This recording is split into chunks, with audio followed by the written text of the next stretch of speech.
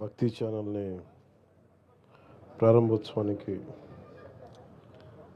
నన్ను ఆహ్వానించిన వంశీ గారికి నా హృదయపూర్వక నమస్కారాలు.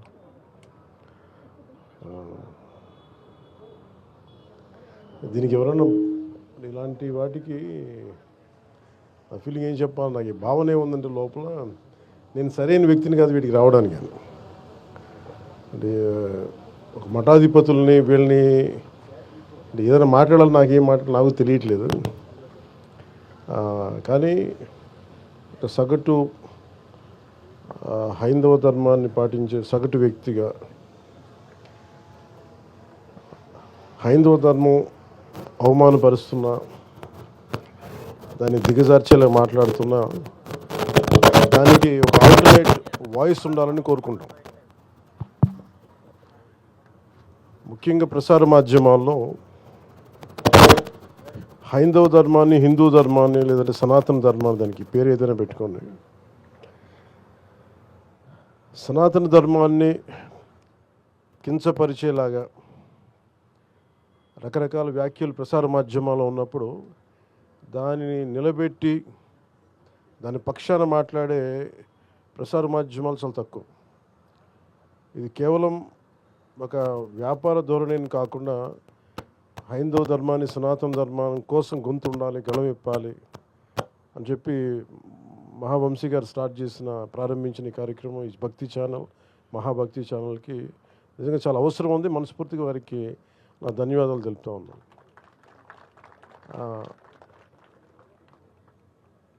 మనం మహాభక్తి అంటే నేను వారికి చెప్పదలుచుకుంది ఏంటంటే, ఈ ప్రోగ్రాం ద్వారా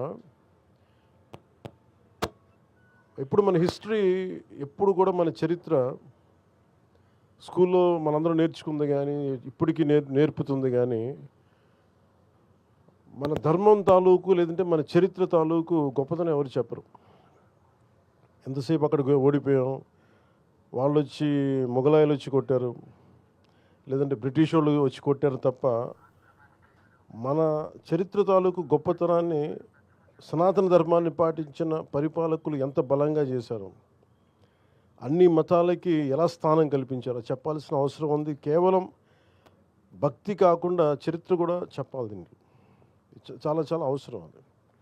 ఉదాహరణకి నేను మొన్న మదురై మీనాక్షి అమ్మ టెంపుల్కి వెళ్తే అక్కడ పూజారులు లోపల చూపిస్తా, ప్రధాన పూజారులు ఎలాగ మధుర మీనాక్షమ్మ మూల విగ్రహాన్ని ఎలా దాచిపెట్టారు, ఈ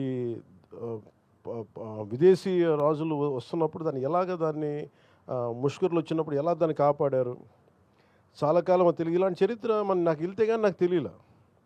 ఇలాంటి మనని ముఖ్యంగా దాని బదులు ఒక పక్కనే దురాక్రమణదారులు వచ్చి ఎలాగ ఇదే మూల విరాట్ విగ్రహం అని చెప్పి ఒకటి దాడి చేశారు. అంటే శివలింగం ఉంటుంది, శివలింగాన్ని దాడి చేస్తే శివలింగం మధ్య కట్ అయిపోయింది. ఆ ఘాటు ఉంటుంది, కత్తి ఘాటు. కానీ అలాంటిది చరిత్ర అందరికీ తెలిస్తే, మన గత చరిత్ర తెలిస్తే ఇది ఎంత అవసరం మనకి, మనం ఎంత కాపాడుకోవాలి. మనం ఏమనుకుంటామంటే in the name of secularism అన్ని మతాలు సమానమే, కానీ అన్ని మతాలు సమానం అని చెప్పిన హిందూ ధర్మాన్ని పదే పదే అందరూ సాగు కొడుతూ ఉంటే మటుకు నాకు ఇబ్బంది అనిపించింది. నేనేమి బలమైన ఏమంటుందని ఒక మంకు పట్టుబట్టే లేదంటే ఒక మూర్ఖంగా పట్టుబట్టే హిందువుని కాదు నేను. అన్ని మతాలు బాగుండాలని కోరు, అది నా ధర్మం చెప్పింది. కానీ అలాంటి నా ధర్మం మీద పదే పదే దాడి చేస్తున్నప్పుడు దీనివల్ల ఓట్లు వస్తాయా, ఓట్లు పోతాయా నాకు తెలియదు. ఇవన్నీ ఏ దేవుడైతే ఉనికినిచ్చాడో, ఏ పరమాత్మ అయితే మనకి స్థానం ఇచ్చాడో, ఆయన కాపాడుకోలేనప్పుడు ఎన్ని పదవులు వచ్చినా నిష్ప్రయోజనం.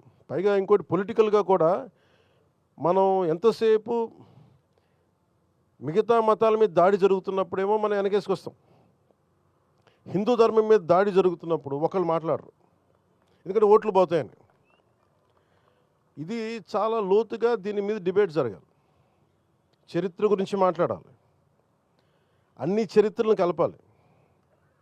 ఉదాహరణకి రుమేలా తాపర్ ఇలాంటి లెఫ్ట్ వాదులందరూ కూర్చొని మన ధర్మాన్ని, మన చరిత్రని, ఇతిహాసాన్ని చంపేశారు.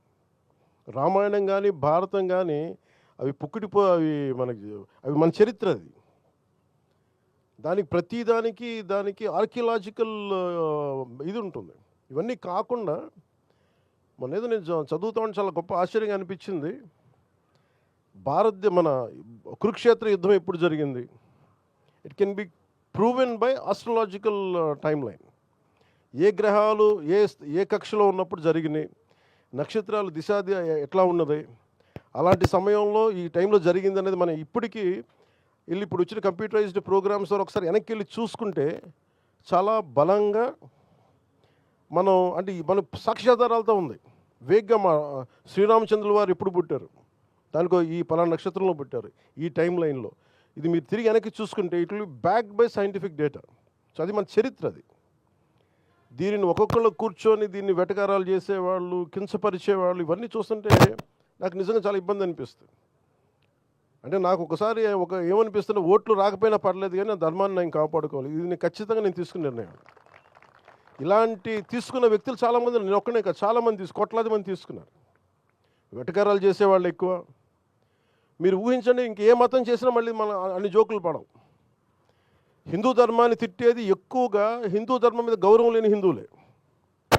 వెటకారాలు ఎక్కువ మనకి. అదే మీరు కూర్చోబెట్టి ఇంకే మతం గురించి మాట్లాడదామని మళ్ళీ భయం, వచ్చి ఇంట్లోకి వచ్చి కొడతారని భయం, అంతే. లేదా ఓట్లు పోతాయని భయం. నేను వంశీ గారిని ఏం కోరుకున్నానంటే, హైందవ సమాజానికి మీరు పరిరక్షించే దిశలో మీరు ప్రోగ్రామ్స్ ఉండాలని నేను కోరుకుంటా ఉన్నాను.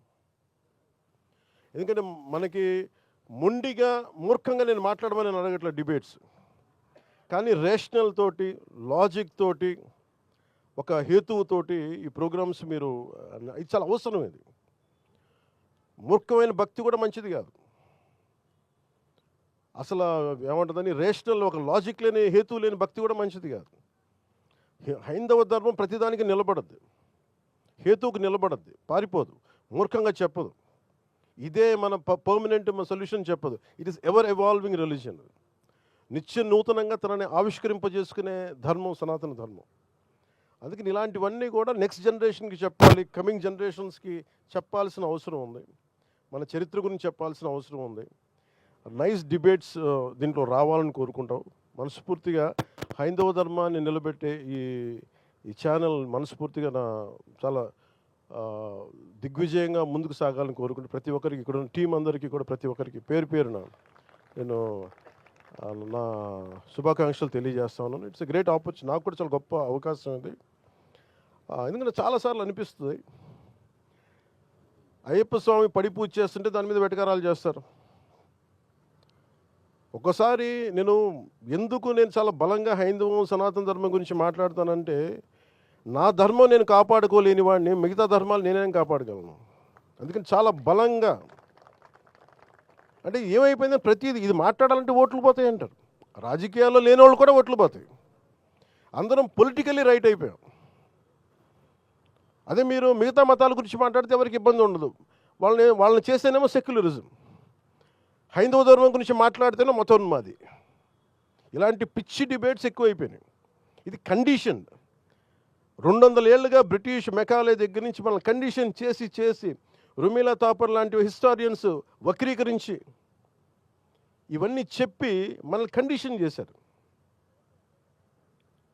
అలాగే మనకి కూర్చోబెట్టి ఉత్తర భారతానికి మనకి సంబంధం లేదన్నట్టుగా, దక్షిణాది వేరు ఉత్తరాది వేరు అని చెప్పి పిచ్చి ఐడియాలజీ కానీ, ఇవన్నీ మనం కౌంటర్ చేయాల్సి ఉంది. Arguments through rational arguments, through proper logical arguments తోటి, బలమైన సాక్ష్యాధారాలతోటి. చాలామంది ఎక్స్పర్ట్స్ ఉన్నారు.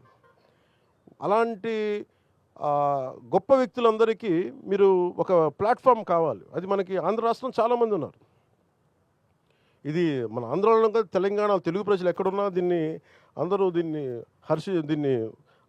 చూసే ఛానల్ అవ్వాలని మనస్ఫూర్తిగా కోరుకుంటూ, ఈ సందర్భంలో మహావంశీ గారికి చాలా టఫ్ జాబ్.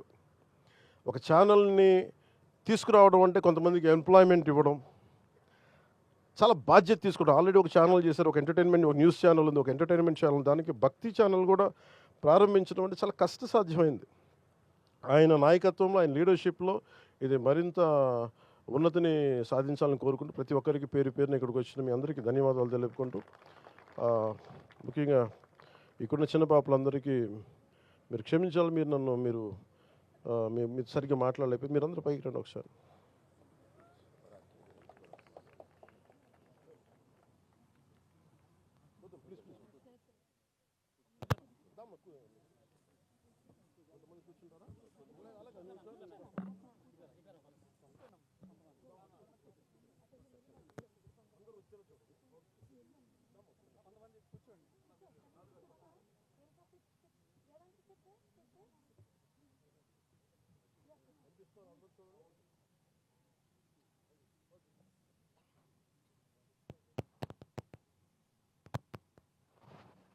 ఇది మన సంస్కృతి కదా, మన సంస్కృతిని మనం చేయకపోతే ఇంకెవరు చేస్తారు? ఆ గౌరవం ఇచ్చి తీరాలి మనం.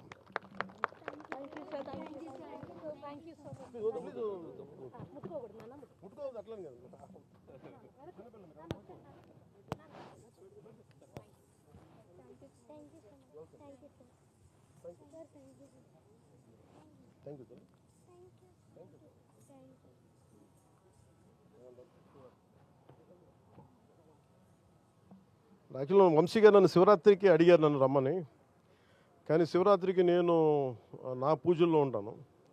అందుకని ఒక 2 రోజుల ముందే రమ్మన్నారు, అంతేనా? 2 రోజుల ముందు రమ్మన్నారు. సో వచ్చి అట్లీస్ట్ లోగోని ఆవిష్కరించమంటే వచ్చాను. సో మనస్ఫూర్తిగా వారికి నా ధన్యవాదాలు. అలాగే ఇక్కడ వేద పండితులందరికీ కూడా నా మనస్ఫూర్తిగా నా ధన్యవాదాలు తెలియజేసుకుంటూ సెలవు తీసుకున్నాను. ఓం నమః శివాయ.